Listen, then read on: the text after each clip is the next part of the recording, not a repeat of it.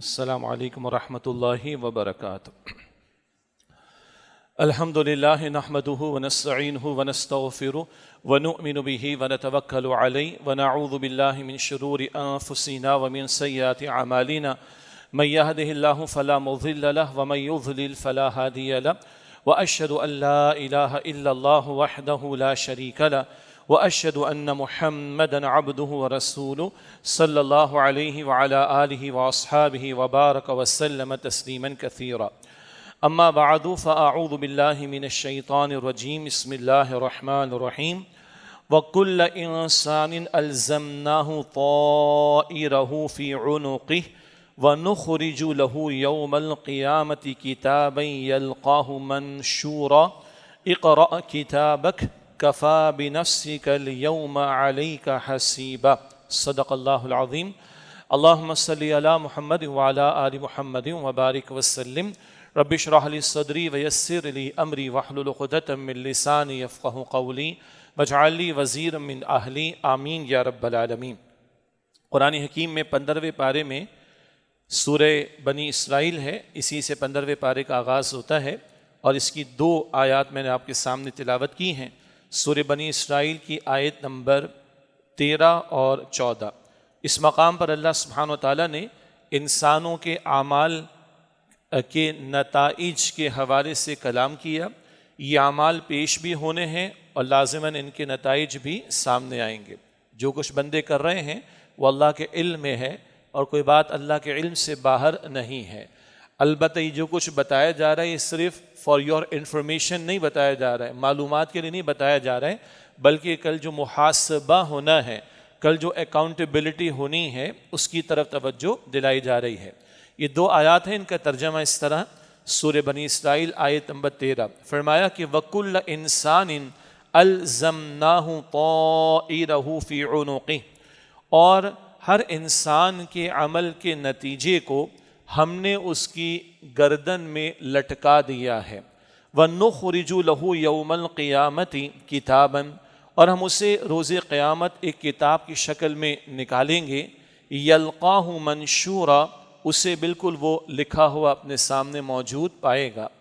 اقرأ کتابک، کہا جائے گا پڑھ لے اپنی کتاب یعنی اپنے نامہ اعمال کو۔ کفا بنفسک اليوم علیک حسیبا، آج تو خود اپنا حساب لینے کے لیے کافی ہے۔ اللہ تعالی ہم سب کے حساب کو آسان فرمائے۔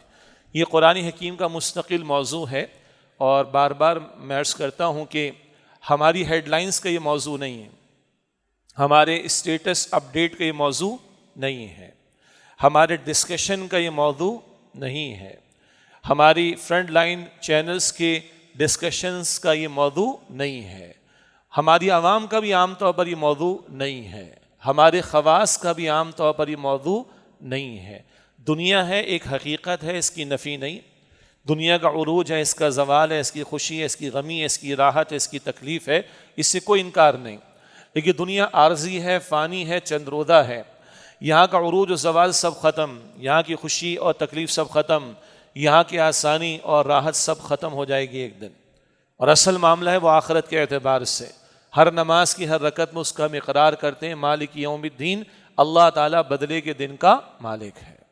سیدنا علی رضی اللہ تعالیٰ عنہ فرماتے کہ لوگوں آج تم سو رہے ہو، آج تم سو رہے ہو، حالانکہ آپ کی میری آنکھیں کھلی ہیں، ہم ایک دوسرے کو دیکھ رہے ہیں، سن رہے ہیں، بات کر رہے ہیں، سب کچھ ہو رہا ہے، لیکن سیدنا علی فرما رہے آج تم سو رہے ہو، موت آئے گی تب تم جاگو گے۔ ایک مشہور ٹائٹل ہے ہمارے end of time, end time سے end of time, but that would not be the end of time, that would be the beginning of the time، تب تو شروع ہوگا معاملہ۔ سیدنا علی فرما رہے رضی اللہ عنہ آج تم سو رہے ہو، جب موت آئے گی تب تم جاگو گے۔ یہ سارا دھوکہ ہے۔ اللہ 3 دفعہ قرآن پاک میں فرماتا ہے وَمَا الْحَيَاةُ الدُّنْيَا إِلَّا مَتَاعُ الْغُرُورِ، یہ دنیا کی زندگی دھوکے و فریب کے سوا کچھ بھی نہیں ہے۔ رہنا ادھر ہے مگر ہمیشہ نہیں، اور جانا ضرور ہے ہمیشہ کے لیے۔ وَإِنَّا إِلَيْهِ راجعون والی بات ہے۔ اب آئیے ان 2 آیات کا ترجمے کے بعد تھوڑی سی تشریح کا ذکر آپ کے سامنے رکھیں، میری اور آپ کی یاد دہانی کے لیے۔ اللہ تعالیٰ نے فرمایا کہ وَكُلَّ إِنسَانٍ أَلْزَمْنَاهُ طَائِرَهُ فِي عُنُقِهِ، اور ہر انسان کے عمل کا نتیجہ ہم نے اس کی گردن میں لٹکا دیا ہے۔ یہاں پر لفظ آیا طائرہ، طائر یہ اردو میں بھی استعمال کرتے، پرندے کو کہا جاتا ہے، پرندے کو طائر کہا جاتا ہے، یعنی ہر وہ جاندار جس کے پر ہوں، جس سے وہ اڑتا ہے، اس کو طائر کہتے ہیں عربی میں۔ عربوں کا ایک مسئلہ تھا اور وہ آج مسائل ہمارے ابھی ہیں، بعد میں ذکر آ جائے گا۔ عربوں کا ایک معاملہ یہ تھا کہ وہ خارج کے عوامل، باہر جو کچھ بھی ہے ہمارے جسم سے باہر جو کچھ وارد ہو رہا ہے، جو پیش آ رہا ہے، جو خارجی عوامل ہیں، ایکسٹرنل فیکٹرز ہیں، ان کی بنیاد پر کچھ فیصلے کرتے تھے، اور جس کو ہم اردو میں کہتے ہیں بدشگونی لینا، شگون لیتے تھے یا بدشگونی لیتے تھے، نحوست سمجھتے تھے کچھ معاملات کے اندر۔ تو عربوں کا ایک معمول یہ تھا کہ اگر کسی کام کے حوالے سے کچھ ان کو کنفیوژن ہوتا یا وہ یوں کہیے کہ شکوک و شبہات میں مبتلا ہوتے، تو کیسے طے کریں فلاں کام کریں یا نہ کریں، سفر پر جائیں یا نہ جائیں، یہ بزنس ڈیل کریں یا نہ کریں، فلاں شے خریدیں یا نہ خریدیں، کنفیوژن ہے کیسے پورا کریں۔ تو ایسا کرتے تھے کہ پرندہ لیتے تھے، اس کو اڑاتے تھے، ہاتھ میں لیا اڑایا، اگر وہ لیفٹ سائڈ کی طرف جا رہے بائیں طرف جا رہے تو سمجھتے تھے یہ تو بڑا برا معاملہ، یہ تو نحوست والا معاملہ، یہ تو نقصان والا معاملہ ہے۔ اس کی بیسس پر وہ کیا طے کرتے تھے، یہ کام ہم نے نہیں کرنا۔ اگر رائٹ سائڈ پہ چلا جائے اور دائیں ہاتھ کی طرف چلا جائے تو اچھا شگون لیتے تھے، اور اگر وہ بائیں طرف چلا جاتا تھا تو برا شگون لیتے تھے۔ الو کو ہم سب جانتے ہیں، اور الو کے بارے میں بہت کچھ مشہور ہے، یہاں تک کہ رسول اللہ صلی اللہ علیہ وسلم نے فرمایا اس میں کچھ نہیں رکھا۔ ہمارے یہاں مشہور ہے، عربوں کیا بھی تھا اور دنیا میں تقریباً ہر ہی قوم میں ہے، بھائی گھر سے نکلے کالی بلی سامنے آ گئی تو پھر کیا کرتے ہیں، ہم راستہ بدل لیتے ہیں۔ اللہ کے بندو، اگر وہ پورا دائرہ آپ کے میرے آگے پیچھے کھینچ دے پھر کیا کرو گے، وہیں بیٹھے رہو گے پوری زندگی؟ تو ایک بات تو یہ بتائی جا رہی ہے، ان چیزوں میں کچھ نہیں ہے، رسول اللہ علیہ السلام کی احادیث ہیں۔ ابھی تو میں نے ذکر کیا کہ طائر کا لفظ جس کو ہم پرندہ کہتے ہیں، اللہ نے یہاں استعمال فرمایا ہے، اور عربوں کے ہاں یہ استعمال ہوتا تھا اس معنی میں کہ وہ بدشگونی لیتے تھے، کچھ کاموں میں معاملات میں کچھ پیش آ گیا تو نحوست سمجھتے تھے، اسی کے ذیل میں یہ پرندے کا استعمال تھا کہ اڑایا، اگر سیدھے ہاتھ کی طرف جا رہا ہے چلو ٹھیک ہے، یہ سفر کر لیتے ہیں، یہ بزنس ڈیل کر لیتے ہیں، یہ فلاں شے خرید لیتے ہیں، اور اگر وہ لیفٹ سائڈ پہ الٹے ہاتھ کی طرف چاہتا تو اس کو بدشگونی لیتے اور اس سے نحوست محسوس کرتے، منحوس سمجھتے تھے۔ وہ لفظ یہاں پر اللہ تعالیٰ نے استعمال کیا، چنانچہ پھر مفسرین نے اور تفصیل فرمائی کہ عام طور پر یہ لفظ عربوں کے ہاں بدشگونی کے معاملے میں لیا جاتا تھا، لیکن یہ لفظ عربی اسلوب میں اعمال کے نتائج کے اعتبار سے بھی استعمال ہوتا ہے، چاہے اچھا عمل ہو چاہے برا عمل ہو۔ اچھے عمل کا اچھا نتیجہ بہرحال نکلے گا، دنیا نہیں تو آخرت میں تو نکلنا ہے، اور برے عمل کا بھی نتیجہ نکلنا ہے۔ تو قرآن حکیم نے اس لفظ کو استعمال کیا، وَكُلَّ إِنسَانٍ أَلْزَمْنَاهُ طَائِرَهُ فِي عُنُقِهِ، ہر انسان کی طائر کو، یعنی ہر انسان کی جو شامت اعمال، یہ ہر انسان کے اعمال کے نتائج کو ہم نے اس کی گردن میں لٹکا دیا۔ تھوڑی تفصیل ابھی اور اس میں آئے گی۔ تو لفظ طائر کو قرآن پاک نے استعمال کیا۔ عرب بدشگونی کے معاملات، نحوست کے معاملات اس سے سمجھتے تھے، البتہ مفسرین نے لکھا عربی اسلوب میں کہ یہ لفظ اعمال کے نتائج کے اعتبار سے بھی استعمال ہوتا ہے، چاہے عمل خیر کا ہو یا عمل شر کا ہو۔ اب بات آئی جو عربوں کا ذکر ہمارے سامنے آ گیا، بدشگونی لینا، نحوست محسوس کرنا، جناب کالی بلی سامنے آ گئی، پرندہ لیفٹ سائڈ پہ چلا گیا، الو کی آواز آ گئی، ہمارے یہاں ہے کہ کوے نے چلانا شروع کر دیا، الٹی آنکھ نے پھڑکنا شروع کر دیا، ہاتھ میں کھجلی ہونا شروع ہو گئی، چلتا ہی نہیں چلتا ہمارے یہاں۔ اور اپنی گاڑیاں جو ہے ہم دیکھ لیں باہر جا کر، D H A phase 6 Karachi میں ہم بیٹھیں، بعض میں لوگ ریکارڈنگ بھی دیکھیں گے، گاڑیوں کے آگے خاص طور پر پیچھے بلیک ربن نظر آتا ہے، یہ کیا ہے آخر؟ کیا خیال ہے؟ 50 لاکھ کی گاڑی، 1.5 کروڑ کی گاڑی، اور 20 روپے کا بلیک ربن لگاؤں گا تو یہ بچ جائے گی نقصان سے؟ یہ جہالت 2025 میں بھی ہمارے ہاں، کالی بلی کا تصور اور کوے کے چلانے کا تصور اور ہاتھ کھجلی ہونے کا تصور اور آنکھ پھڑکنے کا تصور، ان بنیادوں پر ہماری قسمتیں طے ہونی، ان بنیادوں پر ہمارے فیصلے ہونے. بلیک ریبن لگایا ہوا ہے، رکشے والوں نے جوتا لگایا ہوا ہے، گھر کے باہر جوتا لٹکا دیا ہے، گھر میں مہمان آ گیا بہت دیر بیٹھا ہوا تو جوتے کو الٹا کر دیا. یہ جہالت اس دور میں بھی ہمارے یہاں موجود ہے. تو جہالت صرف 14 صدیوں کے پہلے کے لوگوں کی مونوپلی نہیں ہے، آج کے اس دور کے پڑھے لکھے لوگوں میں بھی نظر آ جائے گی. گاڑیاں چیک کر لیجیے گا بھائی اپنی، ہو سکتا ہے آپ نے نہ لگایا ہو، ورک شاپ والے نے لگا دیا ہو، شو روم والے نے لگا دیا ہو، گھر کے کسی فرد نے لگا دی ہو، کسی دوست نے لگا دی، بلیک ریبن نظر آ جاتا ہے. انتہائی جہالت کی بات ہے. اب بتایا کیا جا رہا ہے؟ یہ جو تم خارجی عوامل پر، یہ نحوست ہے، وہ نحوست ہے، یہ مسئلہ ہو گیا، وہ مسئلہ ہو گیا، یہ کچھ نہیں. جو تم پر بیت رہا ہے وہ کم و بیش، اکثر و بیشتر تمہارے اپنے اعمال کے نتائج ہوتے ہیں. اکثر و بیشتر یہ کم و بیش کیوں کہا؟ آزمائشیں بھی آتی، انبیاء پر امتحانات بھی تو آئے، اللہ کے نیک بندوں پر بھی امتحان آتے ہیں، اس لیے عرض کر رہا ہوں. بتایا کیا جا رہا ہے؟ یہ شہمت اعمال کسی کتے کی وجہ سے، یا یہ نحوست کا معاملہ کسی بلی کی وجہ سے، الو کی وجہ سے نہیں آتا. یہ اپنے لوگوں کے اپنے اعمال کے نتائج ہوتے ہیں. تو ایک تو اس بات کو سمجھ لینے کی ضرورت ہے، یہ طائر، یہ پرندے کا تصور عربوں کے ہاں کیا تھا، وہاں سے لفظ قرآن پاک نے استعمال کیا. اس بارے میں فکری اعتبار سے ہمیں اپنے معاملات کو درست اور کلیئر رکھنا چاہیے. اور اشارہ اس بات کی طرف ہے کہ محض یہ خارجی عوامل پر، ایکسٹرنل فیکٹرز پر باتوں کو نہ چھوڑو، اپنے اعمال کا جائزہ لو. تمہارے اپنے اعمال کے نتائج تمہارے سامنے کبھی آیا کرتے ہیں، اور سب سے بڑھ کر کہاں پر آنے والے؟ آخرت میں، اللہ تعالیٰ کے سامنے جو تمہاری پیشی ہونے والی ہے. یہاں فرمایا وَكُلَّ إِنسَانٍ أَلْزَمْنَاهُ طَائِرَهُ فِي عُنُقِهِ، اور ہر انسان کے عمل کے نتیجے کو اس کی گردن میں ہم نے لٹکا دیا ہے. اس ایک بات کی طرف بھی اشارہ، کل جو تم پر بیتے گا، اصل تو آخرت میں، کل جو کچھ تمہارے سامنے آئے گا وہ تمہارے اعمال کے نتائج ہوں گے. عمل سے زندگی بنتی ہے، جنت بھی جہنم بھی. یہ خاکی اپنی فطرت میں نہ نوری ہے نہ ناری ہے. تو اصل تم خود ذمہ دار ہو. تمہیں اللہ تعالیٰ نے ذمہ دار ہستی بنا کر زمین پر بھیجا ہے. اب تمہارا اختیار ہے. قرآن پاک کہتا ہے سورہ دہر میں 29 پارے میں، سورہ دہر کے شروع میں، اِنَّا هَدَيْنَاهُ السَّبِيلَ اِمَّا شَاكِرًا وَإِمَّا كَفُورًا، ہم نے ہدایت کے راستے کو وعدے کر دیا. اب بندے پر ہے وہ چاہے شکر گزار بنے چاہے وہ ناشکری کرے، یہ تو چوائس بندے کے پاس ہے.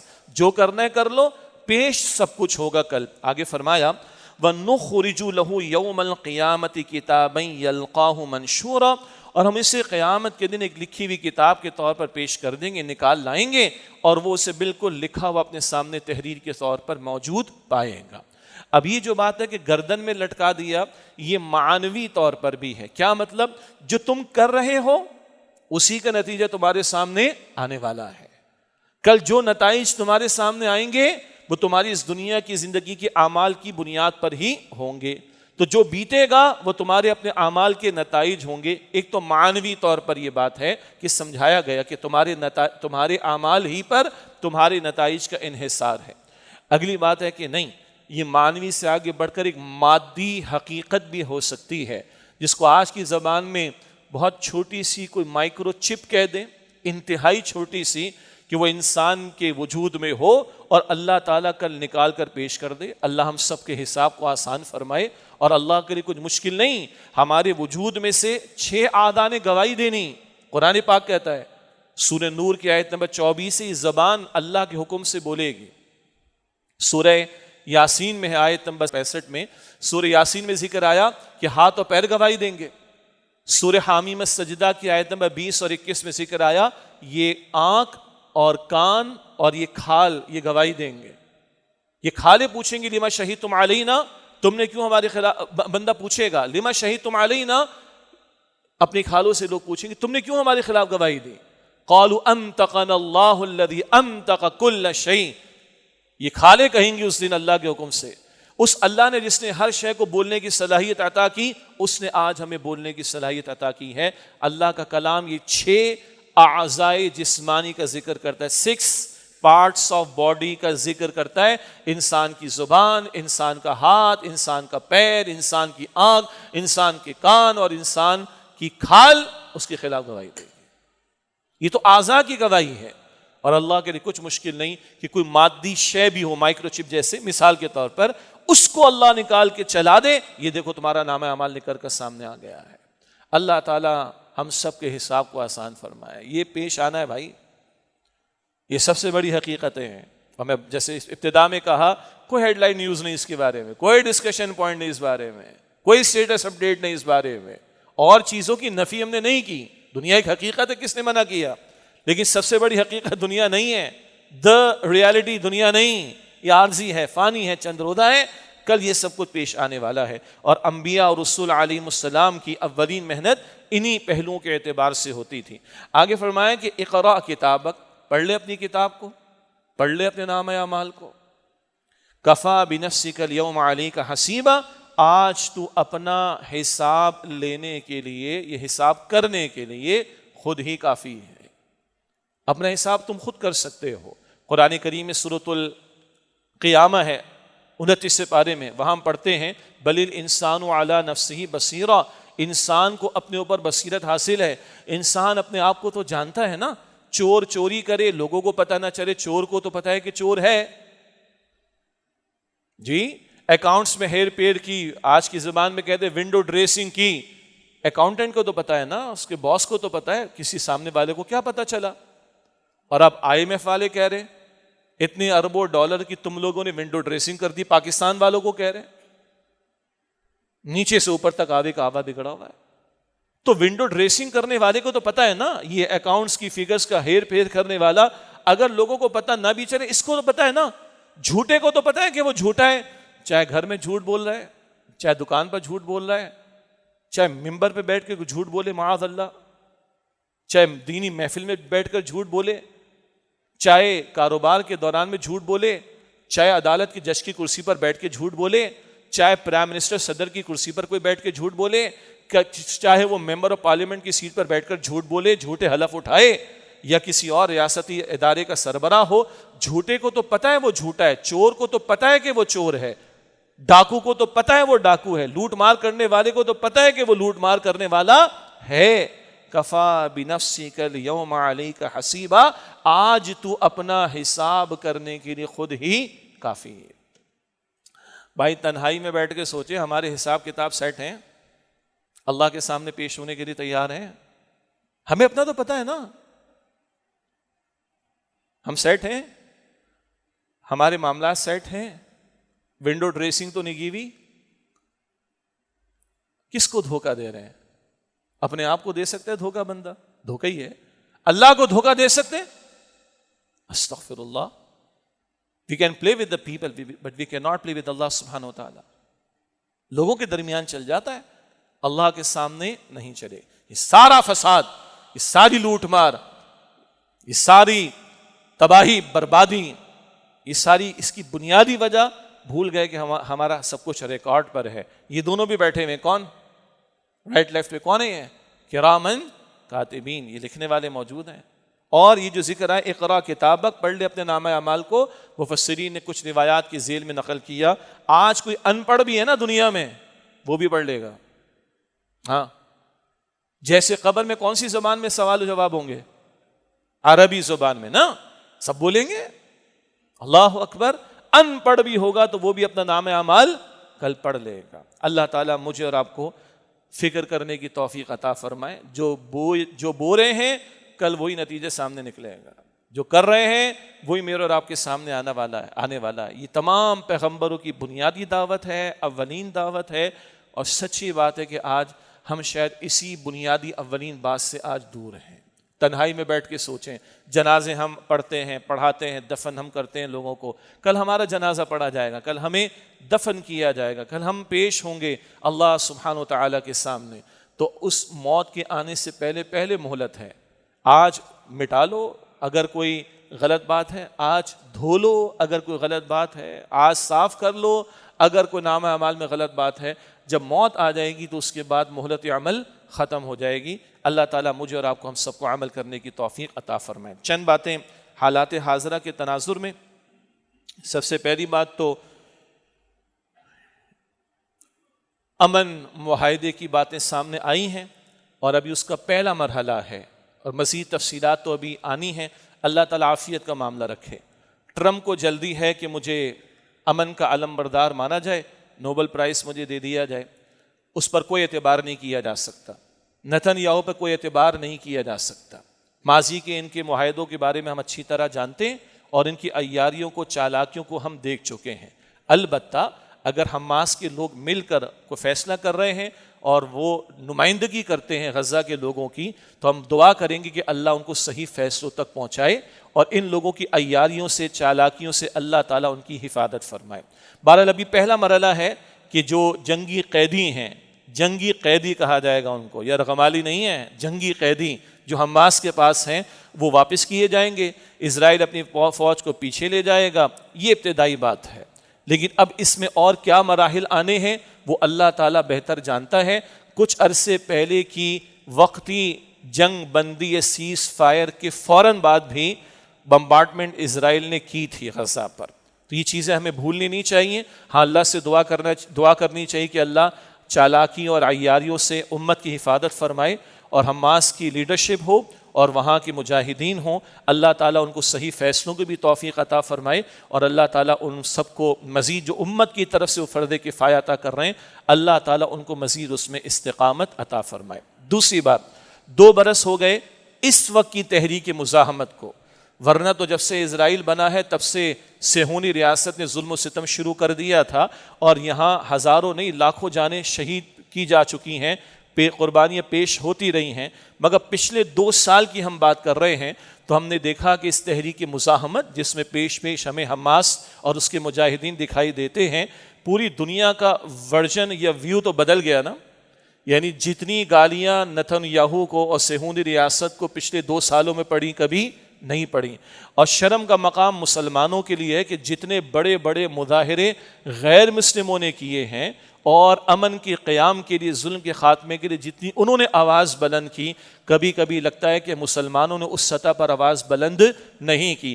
تو دنیا کا ایک ورلڈ ویو کہیے یا دنیا کا ایک ویژن بدلا ہے اس استقامت کے نتیجے میں. اور کئی باتیں ہم پچھلے 2 برس میں کرتے رہے, تفصیل کا موقع نہیں ہے, ورنہ یہ کیس اسٹڈی ہے. یہ کس مٹی کے بنے ہوئے لوگ ہیں؟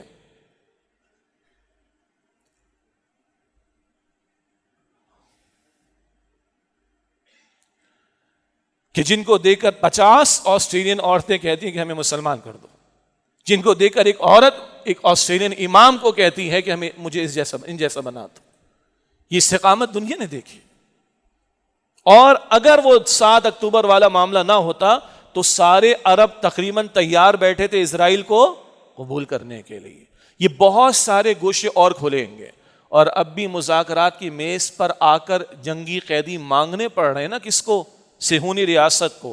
اس کا دوسرا مطلب کیا ہوا؟ تمہاری ساری ٹیکنالوجی فیل ہو گئی, تم نے اتنی بمبارڈمنٹ کر ڈالی, ریکارڈ جو کہ میڈیا پر باتیں 75,000 شہادتیں, 1.5 لاکھ زخمی, ہمارا خیال ہے تعداد کم ہے, جس طرح بارود برسایا گیا ہے, لیکن تم اپنے جنگی قیدی چھڑا نہیں سکے, تلاش نہ کر سکے. یہ بہت سارے پہلو ہیں جو حماس اور تحریک مزاحمت کے مجاہدین کی اس استقامت کے نتیجے میں باتیں سامنے آ سکتی ہیں, اس پر توجہ کرنی چاہیے. اور ہاں, اس دور میں کبھی ماضی میں طالبان افغانستان, ماضی قریب میں طالبان افغانستان نے امریکہ اور نیٹو فورسز کے سامنے کھڑے ہو کر استقامت کا مظاہرہ کیا تھا. آج صہیونی ریاست اور پیچھے امریکہ, برطانیہ اور ایک بڑا حصہ یورپ کا اس کی سپورٹ کے باوجود ان مسلمانان غزہ نے استقامت کی تاریخ رقم کی ہے. اس میں ہم جیسے پیدائشی مسلمانوں کے لیے بہت کچھ غور و فکر کا سامان موجود ہے. اگر غیر مسلم ہل گئے اور ان کی استقامت کو دیکھ کر اسلام قبول کر رہے ہیں, ایمان کی دولت سے مالا مال ہو رہے ہیں, تو ہم پیدائشی مسلمانوں کے دلوں پر کچھ اثر ہو رہا ہے؟ کوئی شوق شہادت, کوئی جذبہ جہاد ہمارے اندر بھی پیدا ہو رہا ہے؟ یہ سوال نشان ہمارے سامنے رہنا چاہیے. باقی آگے کی باتیں ہیں, وہ گریٹر اسرائیل کا منصوبہ, اس پر تو کوئی بات نہیں ہوئی کہ نتن یاہو کو باز رکھا جائے. نتن یاہو پہ کوئی چارج شیٹ نہیں لگائی گئی, صہیونی ریاست کے مظالم پر کوئی چارج شیٹ نہیں آ رہی. یہ بہت کچھ ابھی یہ دیکھنا پڑے گا. اور مستقبل کے بارے میں الملحمۃ العظمیٰ, الملحمۃ الکبریٰ, دی آرمگڈون، بہت بڑی جنگ جو اصل میں تو مشرق وسطیٰ میں ہو نہیں، اور بالآخر ایک بڑی تباہی مسلمانوں پر تو ہے، لیکن بالآخر جو ہے جناب مہدی کی آمد ہے، جناب عیسیٰ علیہ السلام کا نزول ہے، مشرق سے فوجوں کا جانا ہے، اور وہاں اللہ کا دین کا اور اس کا کلمہ سر بلند ہونا ہے، اور یہود کا خاتمہ ہونا ہے۔ وہ منظر نامے احادیث مبارکہ کی روشنی میں سامنے رہنے چاہیے، اور اس حوالے سے قیمتی ہمارے استاد محترم ڈاکٹر اسرار صاحب رحمۃ اللہ علیہ کا مواد اور کانٹینٹ ہے، بہت جامع کتاب ہے، سابقہ اور موجودہ مسلمان امتوں کا ماضی، حال اور مستقبل۔ یہ گلف وار کے دور کے ان کے آرٹیکلز وغیرہ اور تفصیلات، اس میں پھر احادیث میں ان کی تخریج بھی اور ترجمہ بھی، کہ سابقہ اور موجودہ مسلمان امتوں کا ماضی، حال اور مستقبل، اور انگریزی میں بھی اس کا ترجمہ موجود ہے، لیسنز فرام دا ہسٹری کے عنوان سے۔ جن حضرات کو اس موضوع اور مستقبل کے اس منظر نامے کے تعلق سے جو احادیث مبارکہ کی روشنی میں سامنے آتا ہے دلچسپی ہو، تو اس کا مطالعہ انشاءاللہ تعالی مفید رہے گا۔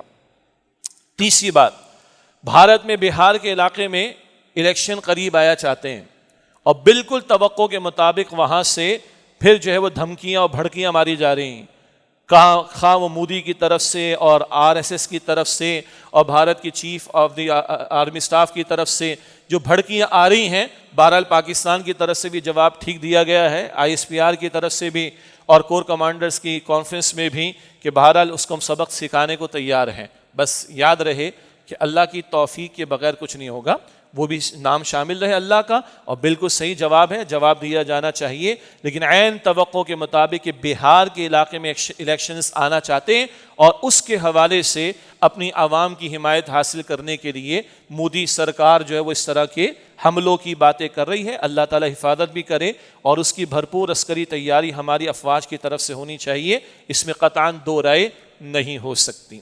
اگلی بات، پاکستان میں دہشت گردی کے واقعات پھر بڑھتے چلے جا رہے ہیں۔ بلوچستان کی بات دیکھ لیں، خیبر پختونخوا کی بات دیکھ لیں، جس میں افواج پاکستان کے لوگوں کی بھی شہادتوں کا معاملہ، عوام الناس کا بھی معاملہ، ظاہر بات ہے یہ بڑا نقصان ہے۔ اللہ شہداء کی اور مقتولین کی جو ہے وہ مغفرت فرمائے، ان کے درجات کو بلند فرمائے، لیکن غور طلب بات ہے کہ ایک طرف بھڑکیاں ہیں بھارت کی طرف سے، اور دوسری طرف ہم ڈھکی چھپی بات تو نہیں ہے، سب کے سامنے ہے کہ کس طرح بھارت اور اس کے پیچھے اسرائیل بھی اور امریکہ بھی، اس کو ہم کہتے ہیں اتحاد ثلاثہ، ابلیسی اتحاد ثلاثہ، ان کو پاکستان تو کھٹکتا ہے نا، نتن یاہو کو بھی کھٹکتا ہے، اور دنیا کی ان بدماش قوتوں کو بھی کھٹکتا ہے، بھارت کو بھی کھٹکتا ہے۔ تو یہ کبھی نہیں چاہیں گے پاکستان میں امن رہے، جب اسٹیبلٹی رہے، چنانچہ یہ پاکٹس کے اندر ان کی طرف سے ان کی تربیت یافتہ دہشت گرد یا ان کی طرف سے ان کی معاونت کی ڈھکی چھپی بات نہیں ہے۔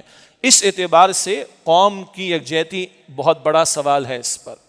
یہ پہلے بھی میں نے غالباً یہاں کے خطاب جمعہ میں یا لاہور کے خطاب جمعہ میں بھی کہا تھا کہ اگر قوم نہیں ایک پیج پر تو کیا افواج کسی کا مقابلہ کر سکیں گی؟ سوال ہی پیدا نہیں ہوتا۔ ملک میں جو ایک انارکی ہے، ایک طرف سیاسی جبر کا معاملہ، عوام کی رائے کو دبایا جانا، یہ ملک اور ملت کے لیے قطعاً مفید نہیں ہو سکتا۔ جبر کر کے عوامی رائے کو دبانا قطعاً ملک کے لیے مفید نہیں۔ اسی طرح انتقامی جذبات کے تحت کسی پر زندگی اجیرن کرنا، جیلوں میں قید کرنا، ظلم و ستم کرنا، قطعاً یہ ملک کے لیے مفید نہیں۔ پھر بعض طبقات ہیں، خاص طور پر بلوچستان میں، ابھی کچھ دنوں بعد مجھے جانا بھی ہے، ہر سال میں بلوچستان جاتا ہوں، کوئٹہ ہی جانا ہوتا ہے، پریس کلب میں خطاب ہوتا ہے، وہاں داخل ہونے سے پہلے 300 یا 250 فریم کے اندر تصویریں ہوتی مسنگ پرسنس کی، بیٹے کسی کے غائب، بھائی کسی کا غائب، باپ کسی کا غائب، اللہ اکبر، بچے بیٹھے ہوتے، کبھی عورتیں بیٹھی ہوتی، کبھی بوڑھے بیٹھے ہوتے ہیں۔ تو بہرحال ان کے ساتھ 2 منٹ بیٹھ کے کوئی بات چیت کر لینا، دعا تو کرنی چاہیے ہمیں، لیکن کہنے کا مطلب ہے کہ عوام کے حقوق کی پامالی، اور خاص طور پر وہ طبقات جن کو ہم کہتے ہیں جن کو محروم رکھا گیا ہے، کیا اس کیفیت کے ساتھ قوم ایک ہو سکتی؟ سوال ہی پیدا نہیں ہوتا۔ عدالتوں میں عدل نہیں مل رہا، اور عدل کے فیصلے کرنے والے آپس میں کھڑے ہیں کہ ان کو عدل نہیں مل رہا، اور عدل کا فیصلہ کرنے والا جج کہے کہ مجھے فیصلے کا انتظار ہے، تو بہت بڑا سوال یہ نشان ہے۔ تو یہ ظلم اور ستم اور یہ حقوق کی پامالی اور محروم طبقات کی محرومی میں اور اضافہ، اور یہ سیاسی جبر کے ذریعے عوامی رائے کو دبانے کا معاملہ، اگر حکمراں یہ جاری رکھیں گے تو کیا قوم متحد ہو سکتی ہے؟ سوال ہی پیدا نہیں ہوتا۔ اور آخری بات، اور سب سے آخری بات، اس قوم میں یعنی اس پاکستان میں بہت سی اقوام، یہ بہت سی برادریاں رہتی ہیں، بہت سی زبانوں والے ہیں، بہت سی برادریوں والے ہیں، بہت سے خطوں والے ہیں۔ ہم نے خطے کی بنیاد پر، زبان کی بنیاد پر، برادری کی بنیاد پر پاکستان نہیں لیا تھا، ہم نے اسلام کے نام پر پاکستان لیا تھا۔ ایک پنجابی ہے، ایک سندھی ہے، ایک بلوچی، ایک پٹھان ہے، ایک اردو بولنے والا ہے، کیا بات ان میں مشترک ہے؟ کلمہ مشترک ہے۔ یہی ہمارا رونا ہے۔ اگر اس کلمے کی طرف پیش قدمی نہیں، جس اسلام کے نام پر ملک کو لیا اس کی طرف پیش قدمی نہیں، اور وہ اللہ جو العدل ذات ہے، جس کے عطا کردہ نظام دین میں عدل موجود ہے، عادلانہ نظام تو اللہ نے دیا، اگر اس اللہ کے کلمے کی طرف نہیں بڑھیں گے اور اس اللہ کے عطا کردہ عادلانہ نظام کو قائم کرنے کی جد و جہد نہیں کریں گے تو پھر یہ قوم متحد نہیں ہو سکتی۔ اس کے 100 ٹکڑے ہونے چاہیے۔ پھر اگر زبان اوپر آتی ہے، خطہ اوپر آتا ہے، برادری اوپر آتی ہے، قبائل کی اپنی تعصبات اوپر آتے ہیں تو 100 ٹکڑے ہونے چاہیے بھائی، اللہ معاف کرے گا، میرے منہ میں خاک ہو۔ لیکن اگر ہم نے انہی تعصبات کو فروغ دیا تو پھر تو 100 ٹکڑے ہونے چاہیے۔ جوڑنے والی شے کلمہ اور عدل دینے والی شے العدل ذات، اللہ کا عادلانہ نظام، جس کو ہم دین اسلام کہتے ہیں۔ اور 78 برس سے فوجی حکمراں آئے اور سارے کے سارے سویلین حکمراں، کسی ایک کی میں تفریق نہیں کر رہا، جتنوں کو حکمرانی ملی ترجیح میں اسلام نہیں، باتیں ہیں، بھاشن ہیں، لمبے چوڑے دعوے ہیں، ٹچ ہے اسلامک اور خدا کا نام اور مرد مومن کا نام، پتہ نہیں کیا کچھ، لیکن ترجیحات میں دین نہیں۔ اور جب تک اللہ کے ساتھ ہم مخلص نہیں ہوں گے ہمارے معاملات سدھریں گے نہیں۔ وہ ایک سجدہ جسے دو گراں سمجھتا ہے 1000 سجدوں سے دیتا ہے آدمی کو نجات۔ اللہ ہمارے حکمرانوں کو بھی، ہمارے مقتدر طبقات کو بھی توفیق دے کہ وہ اسلام کی طرف پیش قدمی کریں، تبھی قوم جمع ہوگی، محرومیاں ختم ہوں گی اور اللہ تعالیٰ کی نصرت بھی شامل حال ہوگی۔ پھر ہم بھارت کا بھی مقابلہ کریں گے، پھر ہم صہیونی ریاست کا بھی مقابلہ کریں گے، اور کل یہاں سے جناب مہدی کے لیے لشکر بھی انشاءاللہ روانہ ہوں گے۔ اللہ اس کے لیے مجھے اور آپ کو ہم سب کو قبول فرمائے۔ وآخر دعوانا ان الحمد للہ رب العالمین۔